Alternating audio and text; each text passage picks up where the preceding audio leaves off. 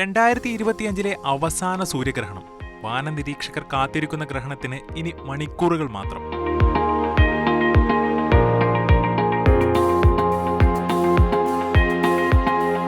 ഈ വർഷത്തെ അവസാനത്തേതും സെപ്റ്റംബറിൽ സംഭവിക്കാൻ പോകുന്നതുമായ ഗ്രഹണം കാണാൻ ഏറെ ആകാംക്ഷയിലാണ് വാന നിരീക്ഷകർ. സംഭവിക്കാൻ പോകുന്നത് സമ്പൂർണ്ണ ഗ്രഹണം അല്ലെന്നതും ഈ വർഷത്തെ രണ്ടാമത്തേതും അവസാനത്തേതുമായ സൂര്യഗ്രഹണമാണ് എന്നതുമാണ് പ്രധാന സവിശേഷത. പൂർണ്ണഗ്രഹണത്തെ പോലെ ഭൂമിയെ കൂരിരുട്ടിലാക്കില്ലെങ്കിലും മനോഹരമായ കാഴ്ചയാണ് ഭാഗിക സൂര്യഗ്രഹണം നൽകാൻ പോകുന്നത്. സൂര്യൻ, ചന്ദ്രൻ, ഭൂമി എന്നിവ കൃത്യമായി വിന്യസിക്കാതിരിക്കുകയും സൂര്യന്റെ ഉപരിതലത്തിന്റെ ഒരു ചെറിയ ഭാഗത്ത് ഇരുണ്ട നിഴൽ ഉള്ളതായി തോന്നുകയും ചെയ്യുന്നതാണ് ഭാഗിക സൂര്യഗ്രഹണം. 2025 സെപ്റ്റംബർ 21 ഞായറാഴ്ചയാണ് ഗ്രഹണം നടക്കുക.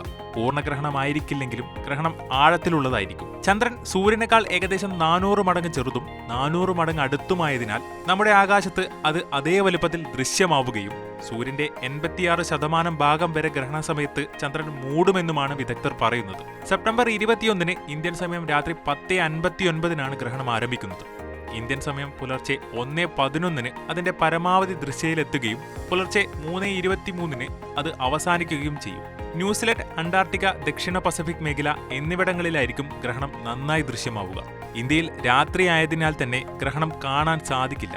എന്നാൽ വിഷമിക്കേണ്ടതില്ല. ഇതിനുശേഷം വരാനിരിക്കുന്നത് ആധുനിക കാലത്തെ ഏറ്റവും ദൈർഘ്യമേറിയ സൂര്യഗ്രഹണങ്ങളിലൊന്നാണ്.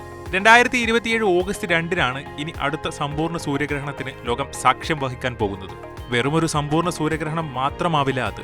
ഗ്രേറ്റ് നോർത്ത് ആഫ്രിക്കൻ എക്ലിപ്സ് എന്നാണ് ഇത് അറിയപ്പെടുന്നത്. ഏകദേശം 6 മിനിറ്റ് ഈ സമ്പൂർണ്ണ സൂര്യഗ്രഹണം നീണ്ടു നിൽക്കുമെന്നതുകൊണ്ട് തന്നെ അത് കാഴ്ചക്കാർക്കൊരു മികച്ച ദൃശ്യ അനുഭവമായിരിക്കും.